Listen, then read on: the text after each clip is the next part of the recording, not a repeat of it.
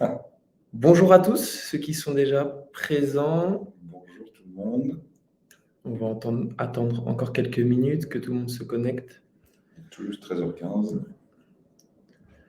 Là, on voit qu'il y a des gens déjà d'arrivée, de Ça connectés. marche. Ah, il y a des emojis. Ok, On a déjà des petits cœurs et c'est incroyable. trop bien. Alors, Je reconnais même quelques noms de moi aussi. clients Beanstalk. Ok, incroyable. Bien évidemment, on ne dira pas les noms dans le cadre du RGPD. Non, c'est secret, c'est que le webinaire.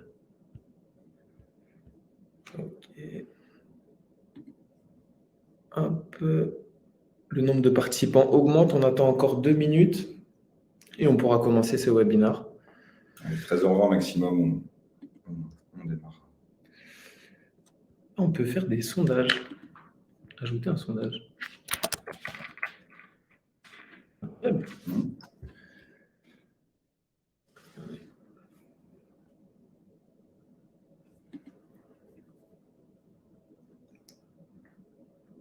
Ok. Alors,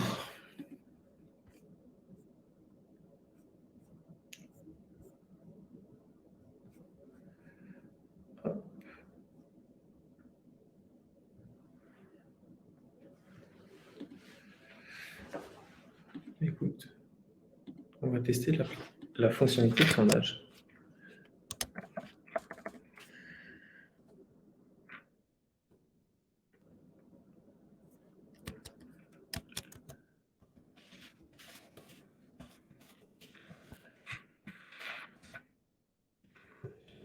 Bien, option 2.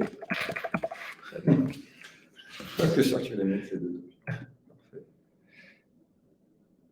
Soumettre des votes. On n'a pas le choix d'aller bien. Tu l'as envoyé? C'est Ouais, pas je- soumettre le... Ah non, c'est nous si on veut répondre. Si on veut D'accord. soumettre le vote. Hop, 5. Que des gens qui vont très bien. J'espère que ça ira aussi très bien après cette présentation, même encore mieux. Voilà, on a plein de réponses. Ah, incroyable.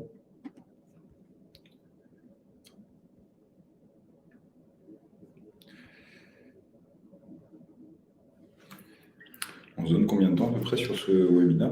45 minutes. 45 minutes. 45 minutes, donc... À 14h, globalement, tout le monde peut retourner travailler exactement. ou à ses occupations. Tout à fait. Ou chercher un bien pour investir. Super. Bah, ce que je te propose, Corentin, c'est qu'on commence ce webinaire. Ok. Webinaire sur la hausse des taux, l'inflation, le taux d'usure, les questions brûlantes de la rentrée 2022. C'est parti. Bonjour tout le monde, donc moi c'est Corentin, je travaille chez Beanstalk avec Axel en tant qu'expert en financement. Mon rôle c'est d'accompagner nos clients dans la recherche de crédits, de financement immobilier.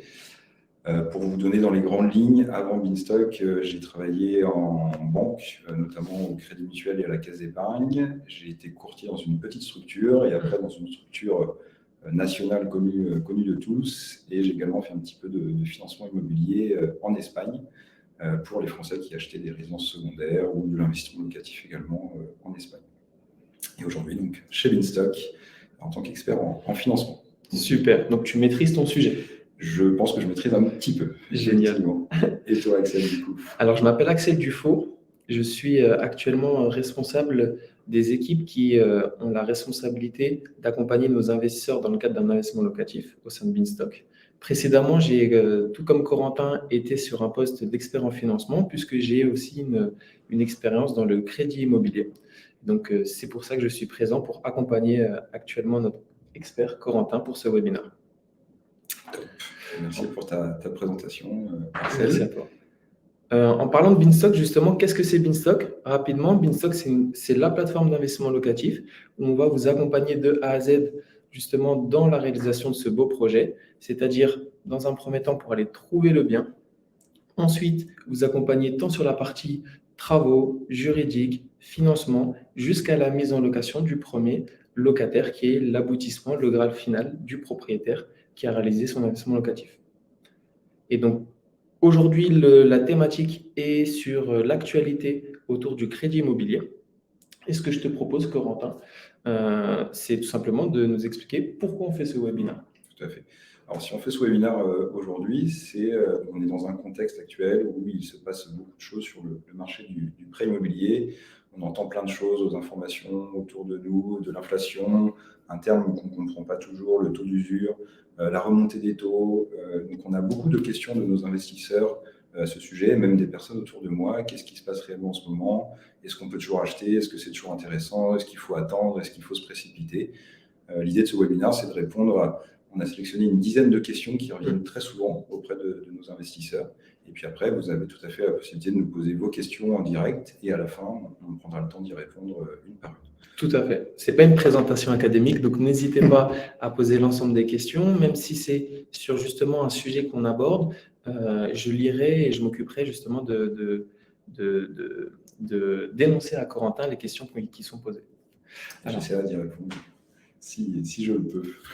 Corentin, la première question qu'on a sélectionnée, eh bien, c'est tout simplement, est-ce que c'est encore possible d'emprunter actuellement? Alors oui, déjà la première réponse, clairement, c'est toujours possible d'emprunter de l'argent pour investir dans l'immobilier, que ce soit en résidence principale, en résidence locative, secondaire.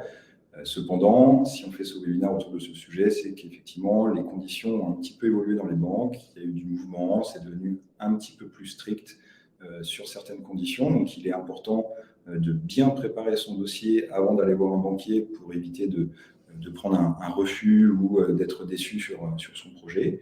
Il y a notamment un grand sujet en ce moment qui est avancé par beaucoup de dossiers. Alors, s'ils vont refuser votre dossier, la plupart vont vous dire c'est à cause du taux d'usure.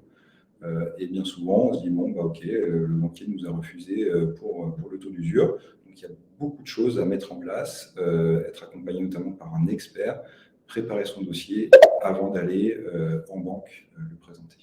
Ok, très bien. Et tu parles d'évolution, Corentin. Justement, à quelle fréquence ça intervient, ces évolutions dans les conditions de taux pour une banque ou d'accord de prêt? Alors, ça va dépendre des moments de l'année, ça va relativement vite. En ce moment, une proposition faite par une banque peut être revue la semaine suivante, voire 15 jours après. De manière générale, les propositions sont valables plutôt 30 jours. Maintenant, vu que les choses bougent très vite et que même les banquiers eux-mêmes parfois sont surpris des évolutions de la direction, il faut vraiment être au plus près et chaque semaine, tous les 15 jours, quand on a une recherche de financement en cours, il faut la mettre à jour, s'assurer que les conditions sont maintenues, puisque ça bouge très vite. D'accord. Donc, en résumé, avant, on était plutôt sur des évolutions qui avaient lieu chaque mois, donc une revision des conditions, soit à la hausse, soit à la baisse, ou soit stable, et que maintenant, en fait, dans le mois en cours, ça peut évoluer toutes les semaines, voire toutes les 15 jours. Exactement. On se rend compte que certains banquiers, quand ils nous envoient leurs propositions pour nos clients, nous disent attention, pour bloquer ces conditions, il faut aller très vite. Ce n'est pas pour mettre la pression de signer tout de suite, mais malheureusement, parfois, ils ne peuvent pas maintenir leurs conditions puisque le marché bouge très vite. Donc, parfois, ils nous mettent dans le mail et c'est valable 7 jours puisque je ne suis pas sûr de pouvoir maintenir ces conditions derrière. Très bien. Donc, d'où le fait d'être bien préparé puisque si on a un dossier complet et qu'on a transmis tous les éléments au banquier, ou à son intermédiaire si on passe par un courtier, ça va pouvoir éviter les allers-retours et donc potentiellement des changements de conditions lorsqu'il y avait déjà précédemment une proposition qui a été faite. Exactement, c'est notamment une chose qu'on promet à nos partenaires bancaires, c'est de leur envoyer un dossier complet. On est assez exigeant et strict sur les documents, puisque envoyer un dossier qui n'est pas complet au banquier, il va nous renvoyer un mail en nous disant bah, tiens, j'ai besoin de tel document, on va recontacter le client, donc on perd du temps, on préfère attendre un tout petit peu plus, mais d'avoir tous les éléments. Et lorsqu'on a la proposition, on peut la transformer. C'est super important. Super. Donc, dans l'intérêt du client et de l'investisseur pour éviter que les conditions évoluent parce qu'on a perdu quelques jours ou semaines à cause d'un document manquant. Exactement. C'est pour ça que nous, chez Binstock, dès le début, avant même qu'on ait signé le compromis, on demande à nos clients de nous envoyer l'ensemble de ces documents pour déjà vérifier la situation, qu'on ne découvre pas des choses à côté duquel on serait passé, et pour avoir un dossier complet, que dès qu'on a le compromis, qui est le dernier élément que le banquier a besoin pour valider définitivement sa proposition, eh bien, on a le dossier qui est complet et comme ça, on peut aller très vite avec les banques et valider les conditions proposées. Génial. Donc, en résumé, une bonne préparation. Dès lors qu'on a l'idée justement d'investir dans l'immobilier et d'échanger avec soit un courtier ou une banque, et ensuite d'être réactif au moment venu pour, Exactement. dans le contexte actuel, se donner un maximum de chances. Donc, c'est encore possible. Et tu parlais justement de certaines conditions bloquantes, comme le taux d'usure. Mais Corentin, qu'est-ce que c'est le taux d'usure? Bonne question. Cette question, je l'ai très souvent. Qu'est-ce que le taux d'usure? En fait, c'est super simple. Le taux d'usure, c'est un taux plafond au-delà desquels les banques n'ont pas le droit de prêter. Ce n'est pas tout à fait le taux, comme on dit parfois, tiens, j'ai eu un prêt à 1,5, 1,8 ou 2%. C'est ce qu'on appelle le TAEG, donc c'est le taux d'intérêt plus tous les frais, notamment l'assurance qu'il y a dans un prêt immobilier, au-delà desquels les banques n'ont pas le droit de prêter. En ce moment, il est à 2,57, pour donner un petit peu de chiffres, ce taux d'usure. C'est-à-dire qu'une banque n'a pas le droit de vous faire un prêt en TAEG qui sera supérieur à 2,57. Donc, ça limite certaines conditions, puisque les taux des prêts immobiliers ont un petit peu augmenté ces derniers mois, et donc les banques ont des taux qui sont plus élevés et se retrouvent bloquées avec ce taux d'usure qu'elles n'ont pas le droit de dépasser, d'où le refus de certains dossiers lorsqu'ils n'ont pas été forcément très bien préparés. Le taux d'usure, comment il est calculé? Pour savoir un petit peu pourquoi c'est 2,57, pourquoi c'est pas 3, pourquoi c'est pas 2. En fait, c'est la Banque de France qui détermine ce taux d'usure tous les trimestres. Pour te donner un peu de contexte, en fait, ils regardent tous les prêts immobiliers qui ont été octroyés sur le trimestre précédent par toutes les banques. Ils vont avoir un taux moyen et ils vont rajouter une marge de 30% pour donner un petit peu plus de souplesse, notamment sur l'évolution du marché. Et en ce moment, d'où notre webinaire, vu que les taux ont monté assez vite sur une courte période, eh bien, l'effet du calcul sur le trimestre précédent va venir bloquer certains dossiers actuellement. Il faut quand même se dire que ce taux d'usure, c'est une très bonne chose. C'est une protection pour l'emprunteur, pour le consommateur, pour éviter que les banques prêtent à des taux délirants pour récupérer leur marge quand on est sur des moments de hausse de taux. Donc finalement, aujourd'hui, emprunter en ce moment, quand on a un taux d'usure qui limite la hausse des taux et que les banques ont remonté, c'est le bon moment d'emprunter puisqu'on emprunte à un coût très raisonnable par rapport à ce que ça aurait été s'il n'y avait pas de limite donnée par la Banque de France.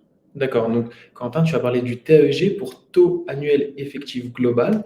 C'est le taux qui va déterminer en fait le pourcentage, le coût de l'opération au global. Et dans ce TAEG, il y a le taux d'intérêt, le taux de l'assurance emprunteur, les différents frais liés à l'acquisition et au montage du dossier. Oui. Et donc, le taux d'usure, il va regarder que ce TAEG ne dépasse pas ce qui a été déterminé pour le trimestre, c'est bien cela? C'est exactement ça. C'est tout à fait comme ça qu'on regarde. Et les banques, parfois, nous disent, tiens, là, je suis bloqué, j'y arrive pas, je suis à 2,58. C'est pas possible. Il faut vraiment être à 2,57 maximum. Alors, on peut être en dessous. Il y a plein de techniques pour être en dessous. Mais aujourd'hui, c'est effectivement un blocage réglementaire donné par la Banque de France. D'accord. Donc, en effet, si je comprends bien, puisque tu nous as dit précédemment que les évolutions étaient de plus en plus rapides, les évolutions de taux, de conditions, au lieu d'être tous les 30 jours, elles étaient plus tous les 15 jours, voire toutes les semaines, ce qui a fait que les conditions dernièrement ont augmenté drastiquement et rapidement, alors que le taux d'usure, lui, doit être revisité au trimestre, c'est-à-dire la prochaine date de révision est prévue pour quand? Alors, ça arrive très bientôt, c'est le 1er octobre, le taux d'usure sera révisé tous les trimestres, dans tous les cas. Il y a même beaucoup de demandes en cours de par les banques, les courtiers, d'avoir une révision exceptionnelle, de pas forcément prendre la moyenne, mais là de regarder la réalité du marché et de le remettre en phase avec le marché pour éviter que certains emprunteurs se retrouvent bloqués et exclus de l'accès au prêt immobilier, donc à la propriété.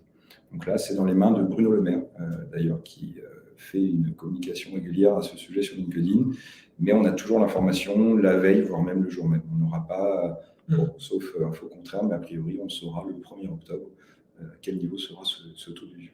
D'accord. Donc, si on a un taux d'usure actuellement de 2,57 et on a des taux qui dépassent les 2%, ça nous laisse très peu de place pour l'assurance emprunteur, pour les frais liés à l'acquisition. Oui. Et en fait, finalement aussi, ça pénalise une certaine population, notamment l'assurance emprunteur, on sait qu'elle est calculée par rapport à l'âge, par rapport à un état de santé.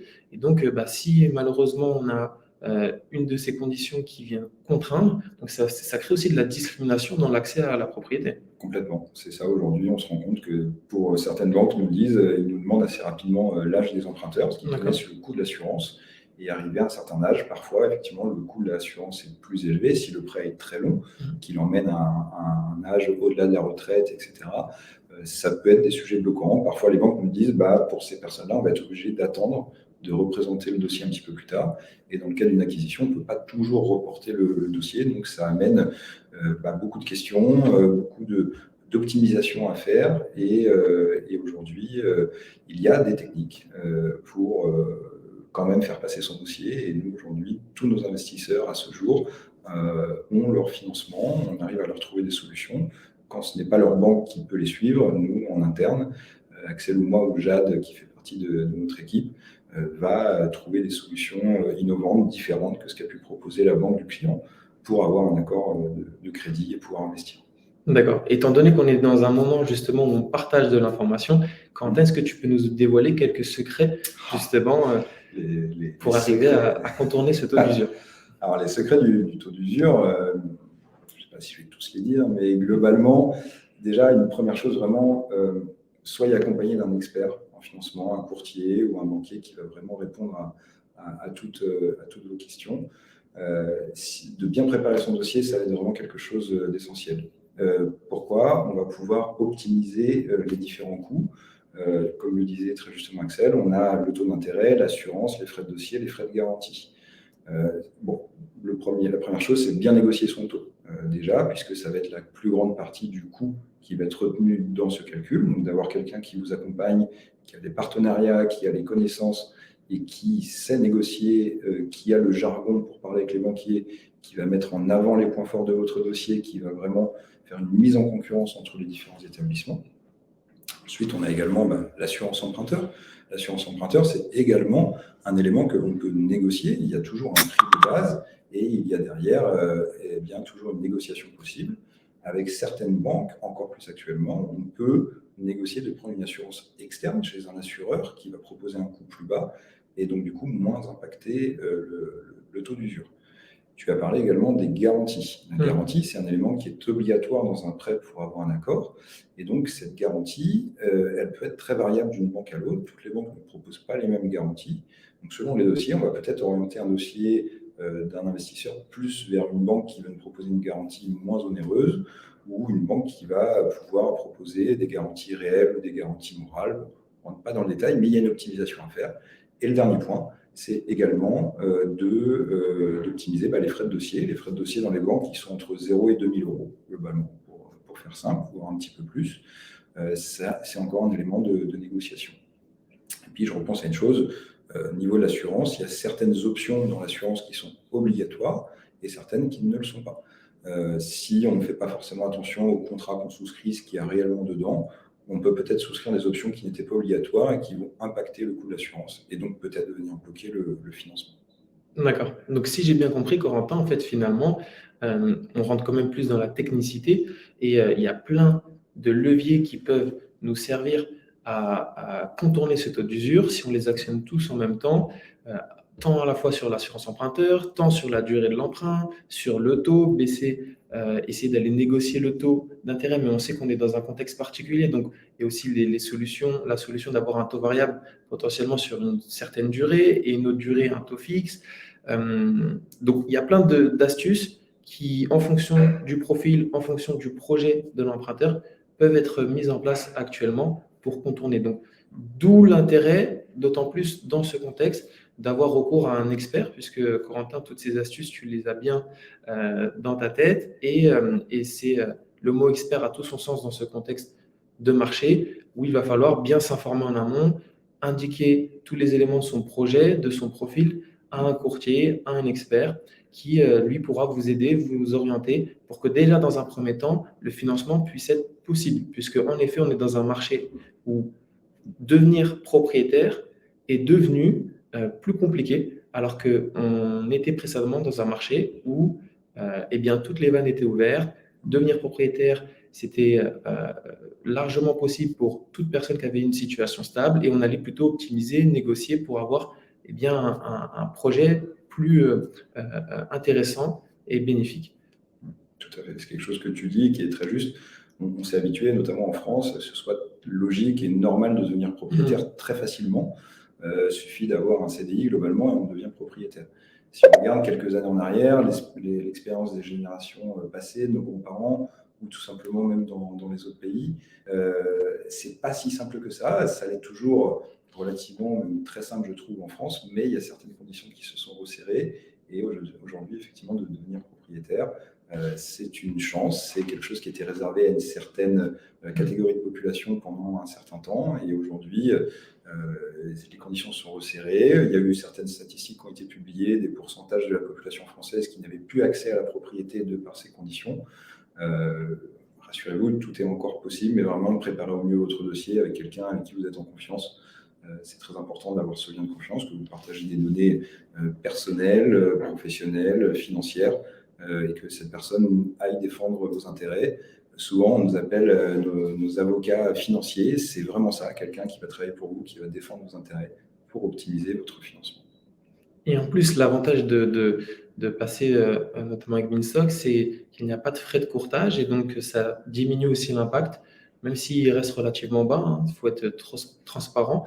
Dans tous les cas, passer par un expert, que ce soit qu'un courtier qui se fait rémunérer par des frais de courtage ou une solution comme Binstock où vous avez la chance de ne pas devoir des frais de courtage, ça reste une solution plus propice au résultat qui est d'avoir finalement, in fine, son financement. Exactement, tout à fait. Super. Quentin, j'ai des questions. Une première, toujours dans la thématique du taux d'usure. Une question de François. Donc François, on te passe le bonjour. François. En quoi l'actualisation des taux d'usure va faciliter l'accès à l'emprunt immobilier? En actualisation du taux d'usure, déjà, on va regarder, comme on disait, le calcul. Aujourd'hui, vu que les taux ont remonté, le taux d'usure va mécaniquement remonter. Il va peut-être y avoir en plus un geste de la Banque de France pour manuellement le réaugmenter pour permettre d'avoir un petit peu plus de dossiers.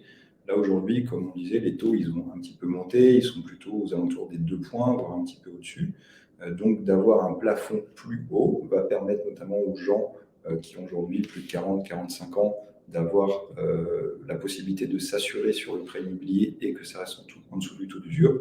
Donc, globalement, on va remonter le plafond que l'on n'a pas le droit de dépasser et on va pouvoir notamment souscrire à l'assurance, souscrire à une garantie qui est obligatoire et avoir beaucoup plus d'accords et puis avoir ce mot du banquier. Je suis désolé, je ne peux pas vous prêter à cause du taux d'usure.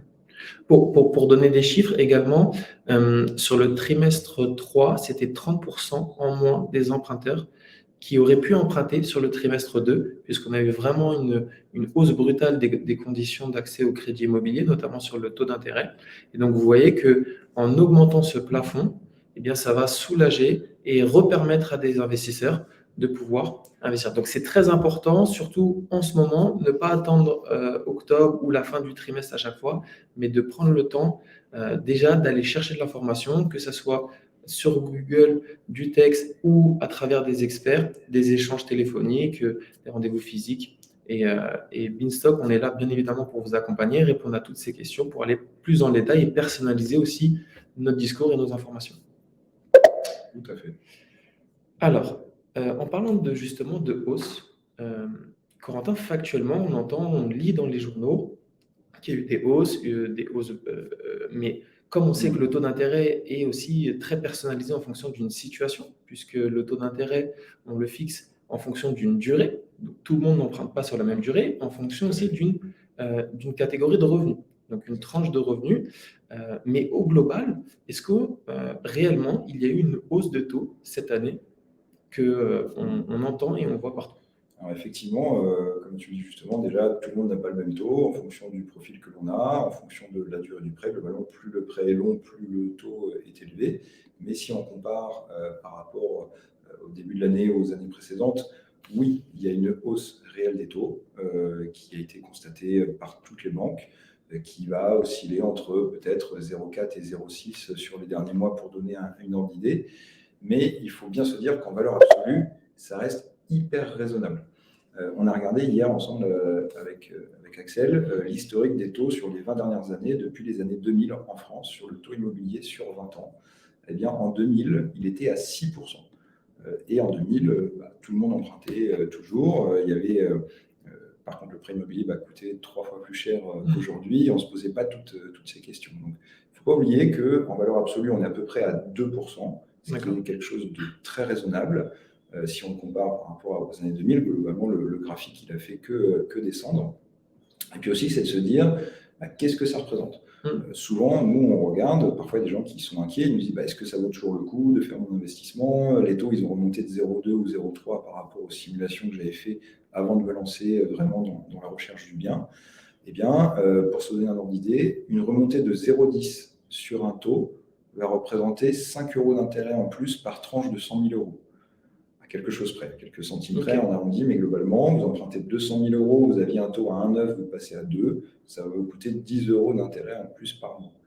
Dans le cadre de l'investissement locatif, tous ces intérêts, toutes les charges qui sont liées à l'emprunt vont être déductibles fiscalement. Et puis en plus de ça, avec tous nos investissements très rentables que l'on a chez Binstock, tout ou en grande partie de la mensualité est payé par le locataire. Donc on a un raisonnement qui est un petit peu différent de la résidence principale. Aujourd'hui, pour te répondre, oui, les taux ils ont un peu monté. Ils restent hyper raisonnables si on regarde juste sur les 20 dernières années, sur notre génération, en termes de valeur. Et puis aussi, il faut mettre des chiffres en face en fonction de ce que ça fait réellement en coût supplémentaire. D'accord, donc si je comprends bien, c'est dans un contexte de taux bas, on a une hausse, mais qui reste, on peut encore catégoriser ce contexte de taux bas, puisqu'on a des taux de moins de 3, moins de 2,5, 50% en moyenne. Et en plus, si on remet du contexte aussi à l'international, la France est un des pays où on a les taux les plus bas, et en plus des taux fixes sur des durées dites longues, à savoir plus de 15, 10 ans. Alors que, par exemple, tu étais en Espagne, Corentin, est-ce que tu peux nous expliquer en Espagne ou au Portugal quelles sont les conditions d'accès au crédit immobilier? C'est pas du tout les mêmes. On est très bien lotis en France, c'est incroyable. Il y a deux critères très différents en Espagne et au Portugal. Quand on parle de taux, c'est notamment sur le côté fixe ou variable. C'est pratiquement impossible dans ces pays-là d'avoir des taux fixes sur 15, 20 ou 25 ans. Globalement, on va peut-être avoir une période fixe pendant 2 ou 3 ans et il va devenir variable après, ou l'inverse, selon les banques. Et quand on commence à discuter de taux dans ces pays-là, on est plutôt à 2,50, 3 dès le début. En plus de ça, on va peut-être revenir dessus après, mais les conditions d'apport ne sont pas les mêmes non plus. Aujourd'hui, tu es espagnol, tu habites à Barcelone, tu as envie d'acheter ton premier appartement, la banque va te demander 30-40% d'apport du prix du bien, des frais, on va avoir des apports beaucoup plus élevés, des conditions de taux beaucoup plus élevées. C'est pour ça que la part de propriétaires dans ces pays-là est moindre qu'en France. Donc on a beaucoup de chance. Et la bonne nouvelle de ce webinaire, nous qui sommes en contact en direct avec les banques tous les jours, différentes banques, que ce soit des banques nationales, mutualistes, tout type de banques. J'en ai 2 ou 3 qui, cette semaine au téléphone, m'ont dit j'ai plutôt de bonnes nouvelles. Là, on arrive à avoir une stagnation, voire même une baisse sur certains profils et certaines durées. Attention, ça ne va pas faire moins 0,5 demain, mais globalement, on sent que ça se calme un petit peu et que tous les taux qui ont monté selon l'inflation, peut-être que c'est un petit peu derrière nous maintenant. Maintenant, on ne peut pas le prévoir, on n'a pas de boule de cristal, mais ça faisait quelques mois que je n'avais pas eu un banquier qui m'a dit là, je vais pouvoir te faire peut-être même encore mieux que ce que l'on avait estimé ensemble auparavant. Génial, les bonnes nouvelles de la rentrée. Ouais, on a encore quelques questions, Corentin. Une question de William. William, on passe le bonjour. Peut-on renégocier son taux si dans quelques mois, les taux redescendent? Alors oui, William, tout est faisable. Il faudra bien l'étudier à l'avance, mais effectivement, si tu as un taux qui aujourd'hui est relativement élevé par rapport au marché dans quelques années, il faudra regarder comment évolue le marché. Tu as tout à fait la possibilité de 2 choses, soit d'aller voir ton banquier et de lui demander de faire un geste sur les taux, puisqu'il y a un décalage entre ce que tu as et le marché actuel. À ce moment-là, il te proposera un avenant sur ton projet, il te prendra peut-être des petits frais de dossier pour les modifications administratives, et à ce moment-là, soit la durée de ton prêt baissera, soit ta mensualité baissera selon tes choix. Et puis, si ton banquier, lui, n'est pas d'accord, tu pourras aller voir une autre banque qui, elle, te fera un nouveau financement, donc avec les conditions plus basses qu'actuellement, et ce nouveau prêt te permettra de racheter le prêt actuel. On a eu beaucoup de dossiers de rachat de prêts en 2015-2016, puisque on a eu une baisse des taux à ce moment-là, et peut-être qu'on va en connaître une dans les années à venir. Ça, aujourd'hui, personne ne le sait, personne ne peut le prédire, mais oui, c'est tout à fait possible. Super. Justement, du coup, on comprend qu'il y a il y a un intérêt historique en France eh bien, d'avoir le recours au crédit immobilier et donc de devenir propriétaire, que ce soit pour un investissement locatif ou une résidence principale ou autre. Est-ce que, malgré un contexte aussi inflationniste, Corentin, c'est toujours intéressant d'emprunter en ce moment? Bonne question. Ça, c'est des choses que même mes amis me demandent. Alors, j'ai entendu ce matin à la radio, en France, on va être à 5,9% visiblement d'inflation sur l'année. On va dire 6 pour arrondir. On est un des pays les plus bas d'Europe, même par rapport aux États-Unis en termes d'inflation. On a eu pas mal de protection à ce niveau-là. Et qu'est-ce que ça veut dire? Pour faire simple, l'inflation, quand on est à 6%, c'est qu'il faut plus d'argent pour acheter la même chose qu'il y a quelques temps. Et aujourd'hui, la montée des prix, elle est surtout sur l'énergie et l'alimentation. Donc ça, c'est pour le contexte. Donc on est plutôt sur une inflation autour des 6%. Et là, tu vois, tout à l'heure, on parlait de prêt immobilier à 2%. Donc c'est-à-dire que tu peux aller voir une banque qui va te prêter de l'argent, qui va te coûter 2% par an, quand le coût de la vie est à plus 6%. Donc c'est ce qu'on appelle l'effet de levier du crédit, c'est-à-dire d'aller voir une banque qui va te prêter de l'argent que tu n'as pas, à un taux qui est relativement, voire même selon moi, très bas, même en étant à 2%, quand l'économie, elle, est plutôt à 6-7%. Quand on regarde aujourd'hui ces différences entre l'inflation et le taux d'emprunt, oui, c'est toujours hyper intéressant d'emprunter en ce moment, notamment lorsque vous êtes investisseur, vous allez emprunter de l'argent sur du long terme, aux alentours des 2%. Quand on est investisseur, on perçoit des loyers, et ces loyers-là sont revus chaque année. Il y a une indexation qui est aussi basée sur l'inflation. Donc ça veut dire qu'on peut contracter une dette quand on a un taux fixe qui est linéaire dans le temps. On va payer par exemple 500 € de crédit tous les mois. On aura un loyer au début qui sera peut-être à 600 € et qui va augmenter à 610, 615, 620, qui va suivre l'inflation. Donc d'être investisseur aujourd'hui dans un contexte inflationniste, c'est hyper intéressant. Et la dernière chose que j'ajouterais, c'est également lorsque l'on injecte de l'apport. Aujourd'hui, dans son projet d'investissement immobilier, eh bien, on a des rentabilités sur l'apport que l'on injecte entre le moment où on contracte son prêt et où on va revendre le bien, qui sont bien supérieures au support d'épargne que l'on a de manière classique, soit le livret A, le livret développement durable ou les assurances vie sur les fonds euros. Donc, en plus de ça, aujourd'hui, injecter de l'apport, on a certains clients qui me disent non, je vais mettre plus d'apport que prévu parce que mon livret est à 1%, quand le coût de la vie est à 6%, je perds de l'argent tous les mois par rapport à mon épargne. Je préfère la mettre dans mon projet immobilier et récupérer plus d'argent plus tard. Ok, donc si je comprends bien, Corentin, en effet, le fait de pouvoir accéder à des emprunts sur une durée de 20 ans, voire plus, ou moins, à des taux de 2%, on aura une mensualité qui, elle, sera fixe tout au long de la durée de l'investissement, alors qu'on a un loyer, lui, qui subit donc positivement l'inflation et qui peut augmenter petit à petit au fur et à mesure des années. Donc, en fait, notre dette devient de moins en moins chère avec le temps.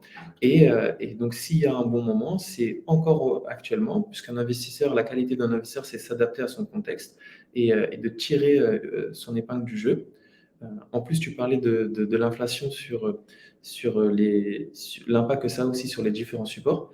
Il me semble que dernièrement, Beanstalk, vous pouvez retrouver une page où vous allez pouvoir comparer les différents types de supports, que ce soit l'investissement locatif ou des supports de livret, PEL, des SCPI ou autres, et pour comparer sur une somme d'argent investie, donc ce qu'on appelle dans le cas d'investissement locatif un apport, et bien le bénéfice que vous aurez au terme de votre investissement.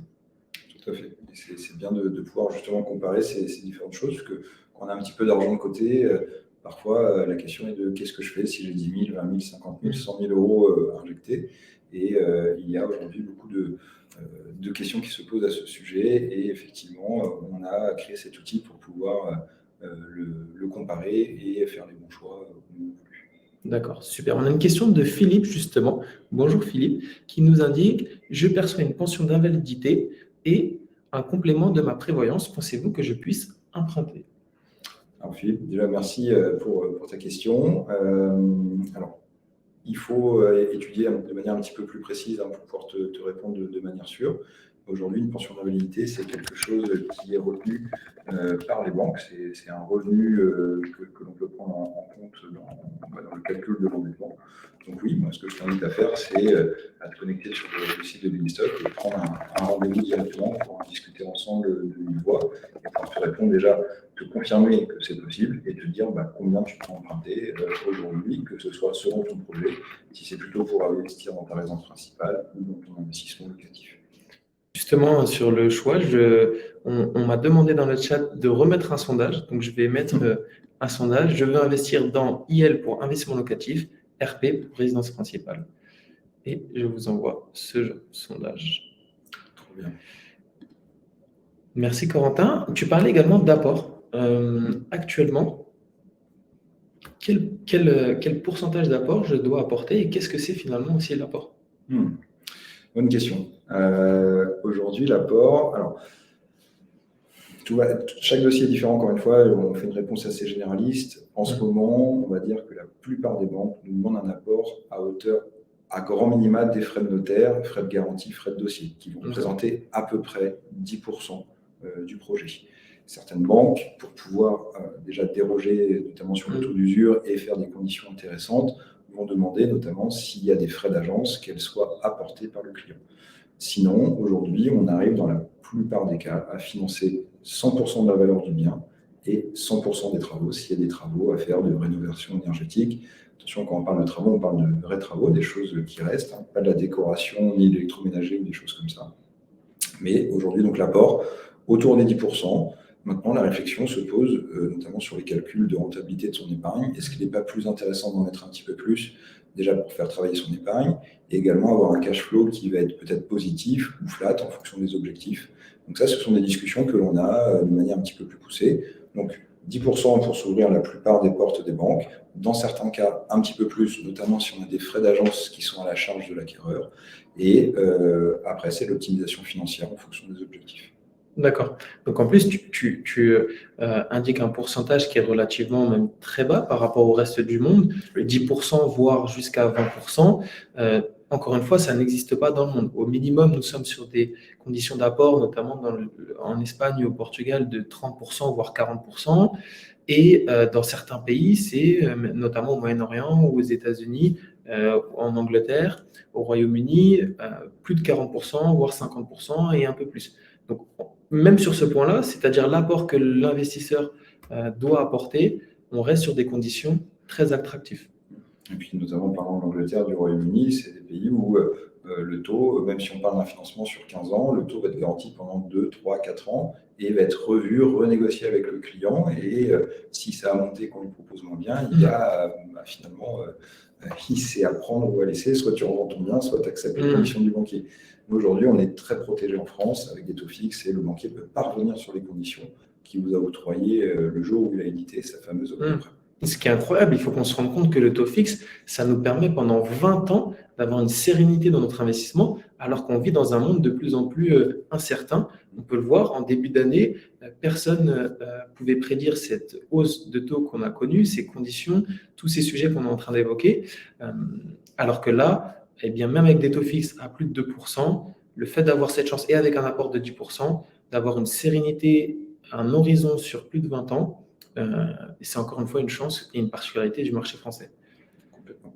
Corentin, j'ai également une autre question de François qui nous indique, est-il toujours possible en effet de faire un prêt immobilier sans apport, prêt à 110%? En effet, l'âge d'or du crédit immobilier, on a connu des conditions similaires. Est-ce que c'est encore possible? Oui, c'est encore possible. Okay. Dans certains cas, encore une fois, c'est vraiment à définir de manière précise. Il est possible avec certaines banques, avec certains types d'investisseurs, notamment lorsque c'est votre premier achat, les banques sont prêtes à faire des dérogations sur les profils jeunes évolutifs où elles vont comprendre qu'elles n'ont pas forcément, que ces jeunes n'ont pas eu, ces jeunes, je pense l'être encore un peu, mais n'ont pas forcément eu le temps d'épargner beaucoup et donc du coup vont être plus à l'écoute pour réduire l'apport. Aujourd'hui, c'est quelque chose que l'on voit moins en ce moment dans le contexte bloqué notamment avec le taux d'usure, mais c'est encore possible, effectivement, lorsque vous avez une bonne relation avec votre banquier, quand vous avez un profil épargnant, tout va dépendre de votre profil et si vous êtes ce qu'on appelle un bon client pour la banque notamment. Mais en tout cas, il ne faut pas baser actuellement toute son étude sur un financement à 110%. Puisque c'est quelque chose qui est quand même, à ce jour en tout cas, là au mois de septembre 2022, plutôt compliqué. D'accord. Donc, En résumé, ça reste possible en fonction des situations. C'est moins fréquent, moins courant et peut-être aussi moins intéressant en fonction des profils, comme tu le disais, en fonction des objectifs de chacun. Exactement. Très bien. Et j'ai plusieurs questions. Donc, on voit des investisseurs qui nous posent la question suivante. Est-ce qu'on peut toujours emprunter dans le cadre d'un investissement locatif sur 25 ans? Oui, tout à fait. Et c'est des choses qui sont, encore une fois, c'est comme le sujet de ne pas mettre d'apport. Tout va dépendre si on cumule du pas d'apport, du 25 ans, je ne veux pas domicilier mon salaire dans la banque. Enfin, tout va dépendre de ce que vous êtes prêt à faire. Aujourd'hui, tout cumuler, rien faire et tout avoir, ça va être pratiquement impossible. Maintenant, avoir des financements sur 25 ans, oui, c'est possible de l'avoir sur du locatif. On a le cas, on a des clients qui arrivent avec nos TED en négociation dans leur banque à déroger sur des durées un petit peu plus longues, ou nous, en allant chasser des banques qui sont spécialisées sur l'investissement locatif, à avoir des durées très longues. Globalement, ce que regardent actuellement les banques, il ne faut pas que le dossier il passe sur le taux d'endettement que s'il est sur 25 ans. Si déjà sur 20 ans, les ratios sont respectés et qu'après, il y a une logique d'optimisation du cash flow ou de rentabilité en fonction des objectifs du client, ce sont des discussions que l'on peut avoir. Attention, hein, le coût d'un crédit est selon sa durée, donc plus il est long, plus il coûte cher, mais il permet d'étaler la dette et d'avoir moins de sorties de trésorerie tous les mois. Donc, oui, c'est quelque chose qui est possible à négocier de manière fine. D'accord.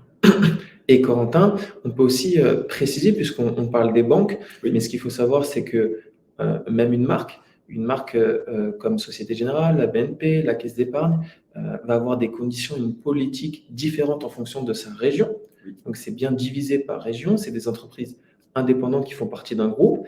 Et même dans cette région-là, on a des agences et des directeurs d'agences qui ont aussi leur propre politique. Donc, la particularité du crédit immobilier, c'est qu'il ne faut surtout pas s'arrêter au premier nom ou au premier, j'ai envie de dire, au premier mur qui nous fait face.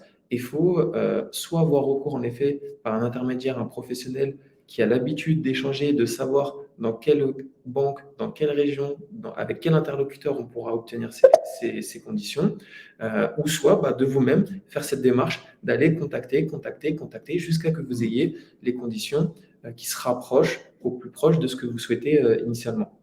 C'est tout à fait ça. On le voit parfois sous le même nom d'une banque. On va avoir des réponses différentes d'une agence à l'autre, puisque certaines agences fonctionnent pratiquement comme des franchises, ont une autonomie dans leur prise de décision, vont régler leurs propres factures. C'est un petit peu comme un point de vente différent de l'autre. Certaines banques vont avoir les mêmes réponses puisque c'est centralisé. Ça, c'est toute aujourd'hui l'expérience de votre expert en financement qui va plutôt orienter votre dossier vers une banque plus qu'une autre en fonction du contexte et de ce qu'il connaît. Et également, il y a quelque chose de très important aujourd'hui, c'est la relation humaine qu'il a créée avec les interlocuteurs, où il y a un volume d'affaires qui a été créé, il y a la sympathie, il y a des visites à leur agence ou dans nos bureaux, on partage un petit déjeuner, on partage un verre, ce sont des moments où on va créer du lien humain, professionnel, et ce qui nous permet, lorsqu'on discute d'un dossier qui est peut-être un petit peu juste, où on veut réduire un peu l'apport ou augmenter la durée, eh bien, on arrive à obtenir des choses qui, parfois, même nous, on est surpris d'avoir réussi à obtenir ces conditions dans certaines banques. Donc, effectivement, il ne faut pas lâcher le morceau et aller au bout. Et la forme compte pour beaucoup pour les banquiers. J'ai à l'esprit un client qui a un rendez-vous dans sa banque qui au début lui avait dit non et finalement j'ai repris contact directement avec la banque, on est allé à l'échelon supérieur et puis il y avait peut-être eu des choses qui avaient été mal communiquées ou le dossier avait été traité un petit peu vite et finalement on a réussi à obtenir les meilleures conditions de financement pour ce client dans sa propre banque en passant, en reprenant la main sur la négociation alors qu'au début il m'a dit non finalement ma banque elle ne suit pas et puis j'ai peur de ne pas avoir mon crédit. Donc la forme est très importante aujourd'hui lorsqu'on doit communiquer avec un banquier dans la mise en avant du dossier et notamment des points forts. Et c'est d'où toute la promesse de Beanstalk à travers ces différents experts. C'est comme tu n'es pas intéressé par leurs résultats, c'est-à-dire que, étant donné qu'on n'a pas de frais de courtage et on ne perçoit pas une rémunération complémentaire en fonction de tel ou tel interlocuteur dans lequel on va rediriger le client, ton objectif, Corentin, notamment sur ce dossier, ça a été de trouver le financement. Et étant donné qu'il y avait une bonne relation, des conditions qui, comme tu le savais, pouvaient être les meilleures pour ce profil sur un instant T sur le marché, eh bien, tu as repris la relation avec sa propre banque que tu ne connaissais pas. Et avec toute l'expertise et l'expérience que tu as permis finalement de débloquer la situation, d'avoir des conditions euh, pour le client qui n'aurait pas pu avoir sans toi dans sa propre banque. C'est ça, nous, c'est la grande différence aujourd'hui où on n'est pas, effectivement, on ne prend pas d'honoraires aux clients sur le financement, on n'a pas de rétro-commission de par les banques. Donc, c'est aussi plus simple d'aller discuter avec quelqu'un pour lui dire attention, moi, je te contacte pour t'aider, pour être sûr que tu refuses le dossier. Je préfère te prévenir, tu vas perdre le client et je ne viens pas chercher une commission ou des choses comme ça. C'est quelque chose, moi, je suis totalement indépendant dans mon conseil. Mon but, c'est de te faire gagner du temps, te faire gagner de l'argent sur les conditions et t'apporter un conseil vraiment indépendant puisque je n'ai pas d'objectifs financiers et même au sein de Vinstock en tant que salarié, je ne suis pas commissionné à ce niveau-là. Moi, mon objectif, c'est de trouver une solution dans les meilleures conditions pour le client. C'est magique. Tout à fait. Pour terminer sur la question de la durée, Corentin, est-ce que tu peux également nous dévoiler d'autres secrets que tu as, notamment quand une banque, pour un investissement locatif, souhaite aller jusqu'à une durée maximum de 20 ans? Comment tu fais, toi, pour pousser cette durée jusqu'à 21, 22, 23, voire plus? Quelles sont tes astuces? Alors, il y a plein de choses possibles. Certaines banques, techniquement, ne vont pas pouvoir vous faire un prêt à l'instant T sur 25 ans. Maintenant, il existe des possibilités, des options que l'on peut négocier dans notre prêt. Il y en a globalement deux. La première, ça va être déjà le différé. Si vous avez une période de travaux pendant laquelle votre locataire n'est pas en place, ou si vous achetez votre résidence principale, vous conservez votre loyer. Le but, ce n'est pas de cumuler les deux dettes en même temps. Donc, on peut négocier des différés qui vont être de 3 à 36 mois dans certaines banques. C'est-à-dire qu'on ne commence pas à payer son prêt, on ne paye que l'assurance et les intérêts pendant une période allant de 3 à 36 mois. Donc ça nous permet, si on a un prêt sur 20 ans, mais un différé de 24 mois, on a finalement un financement sur 22 ans au global. Donc ça, c'est la période de différé du prêt immobilier, mais il y a une option qui est également très intéressante et qui est proposée par pratiquement toutes les banques, qui n'entraîne pas de frais supplémentaires, c'est très important, on demande souvent ça, mais non, il n'y a pas de frais d'avenant, il n'y a pas de frais de dossier, c'est ce qu'on appelle la modulation. La modulation d'échéance, c'est-à-dire que vous partez à une mensualité de 1 000 € sur 20 ans, par exemple. Eh bien, après la première année, pas dès le début, mais après les 12 premiers mois, vous pouvez décider d'augmenter votre mensualité ou de la diminuer.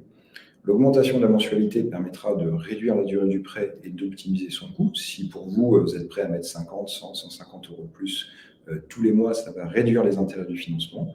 Mais si on voulait un prêt sur une durée plus longue et qu'on n'a qu'un accord sur 20 ans, on peut, dans la plupart des banques, rallonger la durée de 2 ans. C'est-à-dire qu'on va moduler à la baisse son échéance et on va rajouter 2 ans d'amortissement. Donc, si on cumule les deux options, différé et modulation, imaginons qu'on parte sur 20 ans, on a un différé de 2 ans, donc on a un prêt sur 22 ans globalement, et on rajoute 2 ans de modulation, on est sur un prêt globalement qui aura duré 24 ans, avec un taux de 20 ans en plus. Donc, tout ça, ce sont des choses qui sont à préciser et à pré-négocier, puisque lorsque l'on a son prêt, si on le demande après, c'est trop tard. Ça doit être dans le contrat de prêt, dans l'offre de prêt. Et ce n'est même pas une négociation à aller faire auprès de son banquier en disant je veux une modulation. C'est dans votre contrat. Vous avez le droit d'activer cette option. Donc, et en plus, la cerise sur le gâteau, c'est également le report d'échéance, où on va pouvoir, pendant une période, au maximum 12 mois, stopper totalement nos échéances de prêt, soit pour aller faire un tour du monde, soit parce qu'on rencontre des difficultés. Et donc, ça peut encore allonger cette période. Effectivement, moi, je l'ai vécu à titre personnel pour avoir mis des prêts immobiliers en pause. Je suis parti voyager un petit peu dans des pays un peu plus lointains que la France. Et à ce moment-là, je percevais les loyers des appartements que j'avais en location et j'ai mis mon prêt immobilier en pause. Aujourd'hui, ils ont repris leur cours normal. Et à ce moment-là, les 6 mois de pause que j'ai pris, elles se sont reportées à la fin du prêt. Donc, ça me rajoute 6 mois sur la durée de mon prêt. Mais à l'instant T, j'étais bien content de percevoir les loyers et de ne pas avoir la mensualité à payer. Super. J'ai une question de Marie. Bonjour Marie. Bonjour, j'ai souvent entendu que les banques n'aimaient pas prêter aux personnes qui étaient locataires dans le cas d'un prêt pour un investissement locatif. Est-ce toujours le cas? Comment y faire face? Très bonne question, Marie. Merci pour ta question. Effectivement, c'est des choses qu'on a pu entendre et qu'on entend toujours parfois de certaines banques en vieille école, de se dire il faut d'abord acheter sa résidence principale et on verra si on peut faire du locatif derrière. Alors, rassure-toi, Marie, c'est tout à fait possible. Encore une fois, il faut avoir les bons interlocuteurs, préparer son dossier à l'avance. Nous, chez Binstock, notamment, on fait pratiquement que de l'investissement locatif sur les biens que l'on propose, qui sont sélectionnés pour la rentabilité sur l'investissement locatif. Et j'ai plus tout à fait les chiffres en tête, mais une grande partie de nos investisseurs qui aujourd'hui sont locataires et qui achètent en locatif. Donc, il faut défendre votre dossier auprès de la banque, expliquer pourquoi on le fait maintenant, soit selon votre situation professionnelle, vous n'êtes pas sûr de rester dans la ville où vous êtes pour le moment. Aujourd'hui, investir dans du locatif, c'est aussi préparer l'achat de sa résidence principale. Il y a des lois fiscales qui permettent, notamment sur la plus-value que vous pourrez faire, de l'utiliser pour un apport dans votre résidence principale et gommer une taxe, un impôt sur la plus-value. Plein de choses que l'on détaille en rendez-vous, que l'on vous explique. Donc, aujourd'hui, il faut amener les bonnes informations aux banquiers qui, dans certains cas, ne connaissent même pas toutes les législations à ce sujet et d'expliquer que si votre choix est de rester locataire, pour beaucoup de personnes vivant à Paris ou en région parisienne, ils ne veulent pas forcément réduire leur vie en surface du bien en passant propriétaire par rapport au loyer. Donc, tout ça, ce sont des choses qui se défendent. Et nous, aujourd'hui, ce n'est pas du tout un frein pour nos investisseurs de faire de l'investissement locatif en étant locataire. Super. Et donc, en résumé, en effet, Marie, ne pas s'arrêter au premier nom. Il ne faut surtout pas prendre pour argent comptant tout ce qu'un interlocuteur dans une banque va vous dire. Il faut aller comparer ce discours, il faut aller se rapprocher de professionnels qui, eux, ont plus l'habitude, étant donné que c'est leur métier et leur expertise, pour, encore une fois, se donner toutes les chances et les moyens d'atteindre cet objectif. Et justement, c'est revenu aussi plusieurs questions sur comment on permet à Marie d'avoir... pour une banque, d'être le bon client, le bon dossier. Quelles sont tes astuces, Corentin, pour, avant d'aller voir une banque, bien se préparer pour entamer ce parcours qui est synonyme du parcours du combattant, d'acheter un bien dans l'immobilier? C'est important. On me demande qu'est-ce que c'est un bon client pour une banque, comment je fais pour optimiser. Alors déjà, la préparation avant tout de votre dossier, ce qui va être regardé, c'est notamment beaucoup votre comportement bancaire.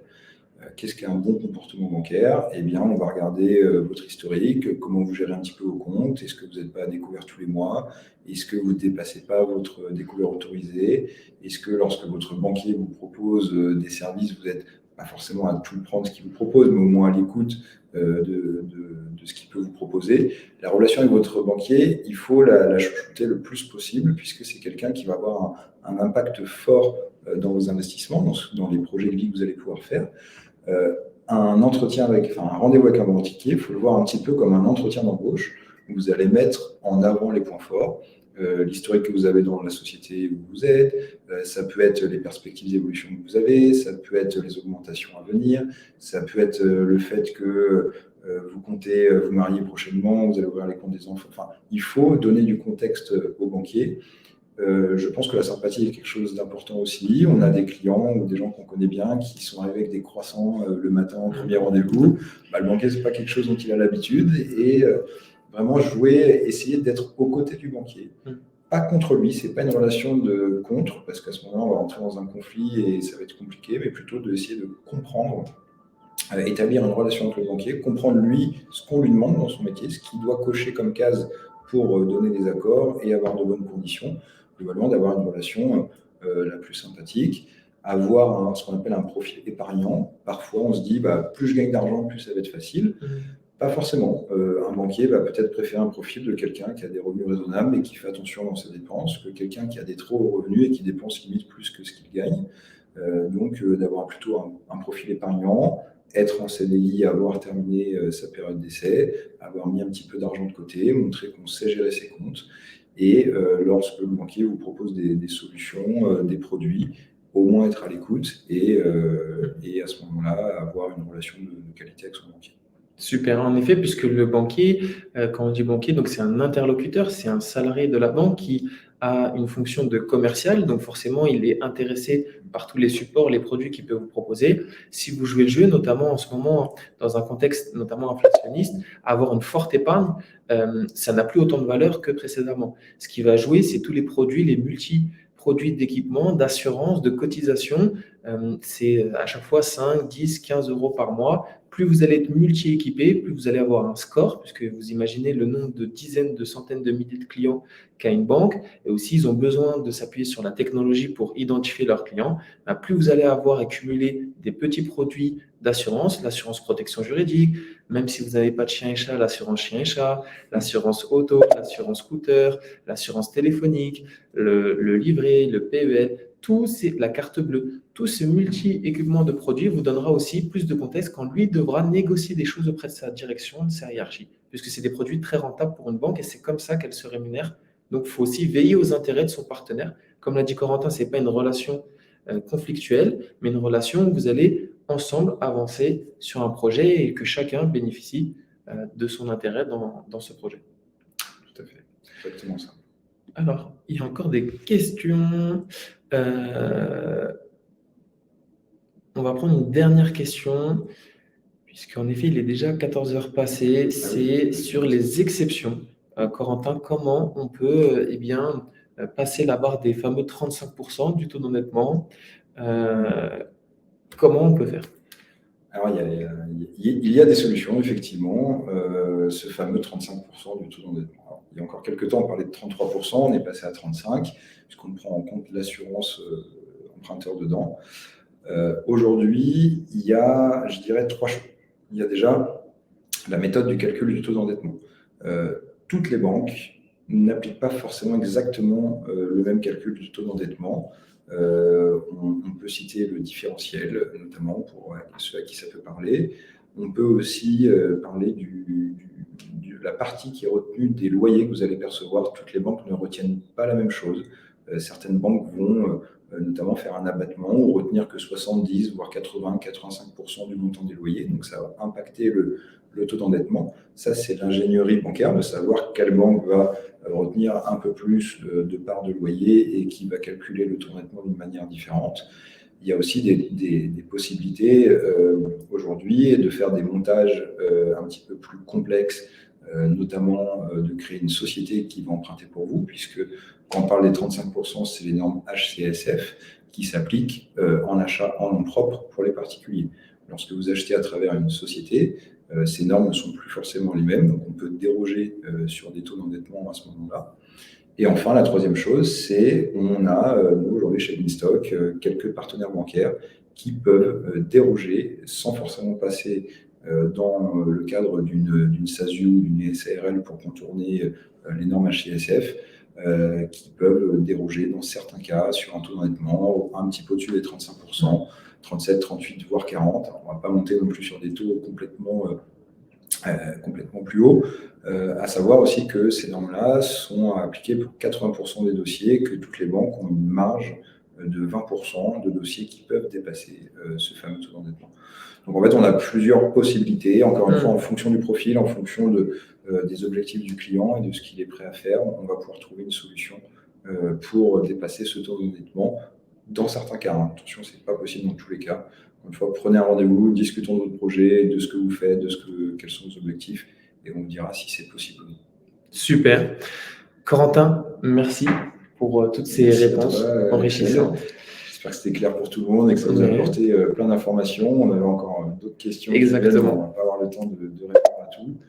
En tout cas, c'était un plaisir d'échanger avec toi, Axel, et de donner le max d'infos à toutes les personnes connectées. Donc, écoutez, n'hésitez pas à prendre contact avec nous si vous voulez revenir sur certains points ou étudier plus précisément votre dossier, de ce qu'il est capable de faire, puisque aujourd'hui, c'est vraiment le moment. Et plus tôt on le fait, plus tôt on récolte les fruits de notre investissement. Tout à fait. En résumé, point de départ, allez vous renseigner. Vous l'avez fait si vous êtes dans ce webinaire, c'est super. Allez, que ça soit sur Google, à travers une banque, à travers un courtier. Sur le site de binstock.com, vous allez pouvoir retrouver des informations, notamment à travers nos articles.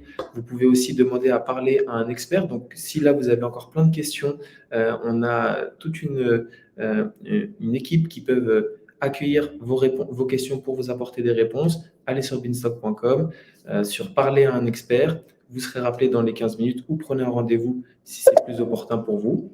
Et je l'espère, on va s'organiser également pour en refaire plus souvent de ces webinaires, puisqu'il y a encore plein d'autres questions qu'on n'a pas répondues. Donc, on leur dit à bientôt. Allez, à bientôt tout le monde. Merci. De nous avoir suivis. Au revoir. Bye bye.